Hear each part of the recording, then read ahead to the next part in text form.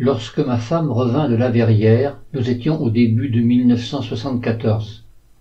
Il lui restait un mois de congé avant de reprendre officiellement sa classe. Nous allions à nouveau bénéficier d'un séjour de 3 semaines en classe de neige à Arrête-la-Pierre-Saint-Martin, comme en 1972. Sandrine était au cours moyen première année dans la classe de mon collègue Andrégo. Marielle était en dernière année de maternelle. Je demandai et j'obtins la permission, exceptionnellement, d'emmener ma famille avec moi. La santé fragile de Joliane justifiait cette demande. Le séjour se déroula sans incident lorsqu'au jour où les parents d'élèves vinrent nous rendre visite comme lors de notre premier séjour. La station était méconnaissable. Il avait beaucoup moins neigé que l'année passée. Les chalets, qui étaient recouverts de neige lors de notre premier séjour, étaient maintenant bien visibles et les lampadaires, que l'on voyait à peine dépasser du mur de neige, apparaissaient sur toute leur hauteur. Les parents vinrent à nouveau nous rendre visite au milieu du séjour. Pour qu'ils aillent admirer le paysage en haut des pistes, il fut décidé qu'ils prendraient le remonte-pente qui d'habitude servait aux skieurs chaussés de leurs skis. L'arrivée s'effectuait sur une plateforme en bois d'1 mètre de large et de 3 mètres de long environ. Elle était légèrement recouverte de neige verglacée. Les personnes, assises sur le siège du remonte-pente, descendaient et se dégageaient de la structure. Pour le retour, une autre plateforme parallèle à celle d'arrivée permettait de s'asseoir sur le siège. Comme il avait peu neigé, elle surplombait le sol gelé de 2 bons mètres. L'employé, chargé de faire monter les visiteurs, eut l'idée malencontreuse de les faire placer au bord de la plateforme, juste au bord du vide. Il était là pour s'assurer que les passagers abaissent la barre de protection avant qu'ils soient ensuite hors de son champ d'intervention. Les premiers passagers purent s'installer et descendre. Je remarquai que le siège, après le virage de la grande roue qui permettait au remonte-pente de prendre la direction de la vallée, avait tendance à se balancer. Il fallait être prêt à s'asseoir pour ne pas être précipité dans le vide.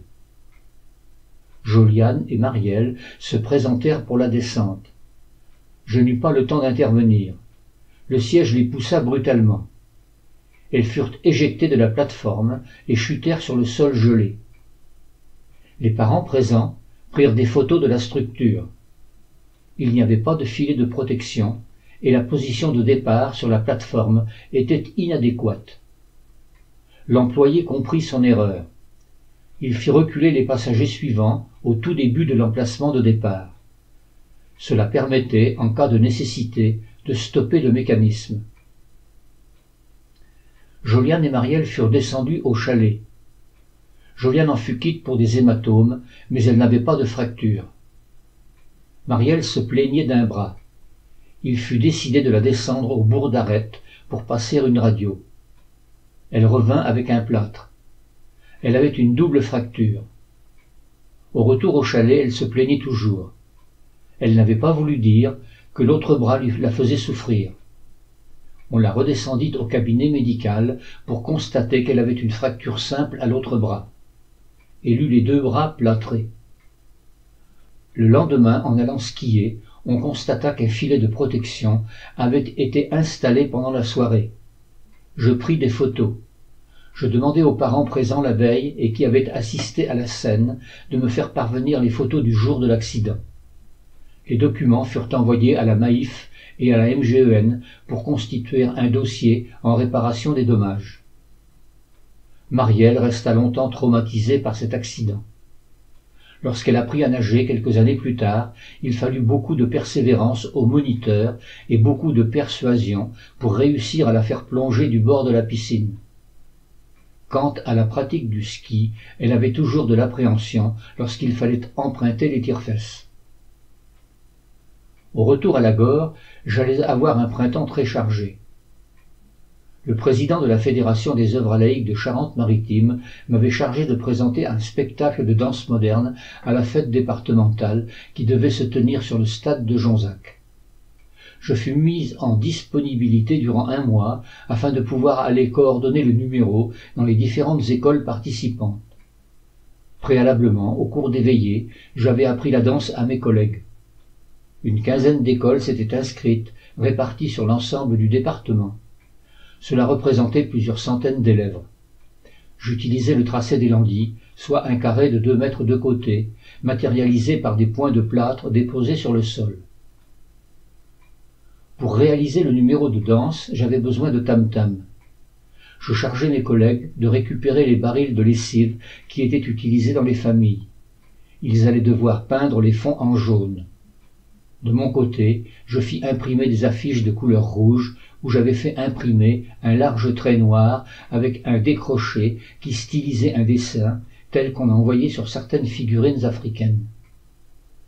Lors de mon passage dans les écoles, je déposais autant d'affiches qu'il y avait de participants. Mes collègues avaient la charge de coller ces affiches sur la partie du cylindre des barils.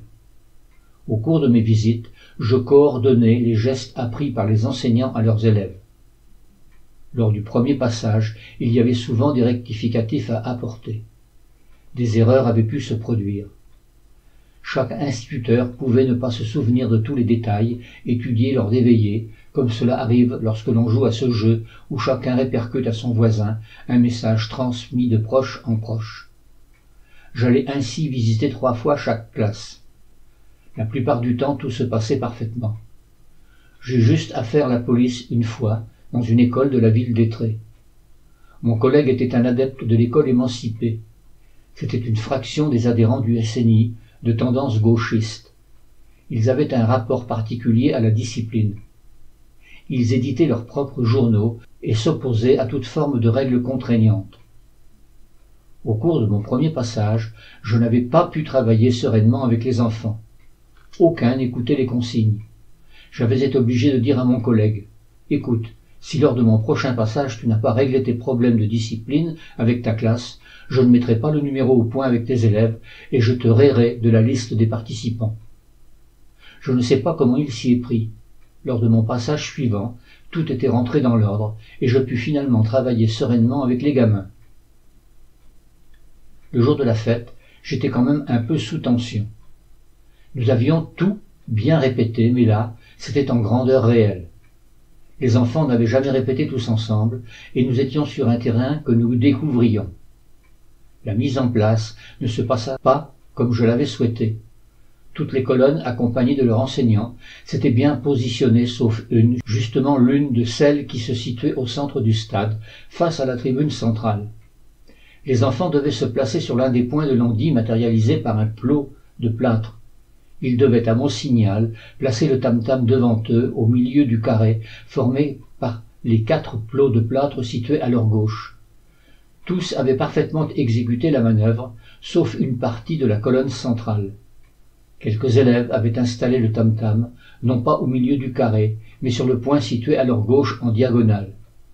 Cela ne se voyait peut-être pas du sol, mais j'étais auprès de la régie, dans les hauts des tribunes, et je vis tout de suite l'anomalie et le risque que cela allait engendrer durant la danse. Les enfants devaient se déplacer autour du tam-tam avant de s'en saisir pour continuer la danse. La position de l'objet posé sur le sol allongeait la distance à parcourir. Je dus rapidement prendre une décision. Je fis une annonce au micro. Je demandai aux participants de vérifier la position de leur tam-tam avant le début de la représentation. Il s'ensuivit le déplacement de plusieurs centaines de gamins, partis vérifier la position des tambours. On aurait dit des fourmis en activité. Cela dura quelques secondes. Un murmure amusé monta du public, puis tout se calma. Je constatai que cela n'avait rien changé. Les tam-tams mal placés étaient toujours décalés par rapport aux autres.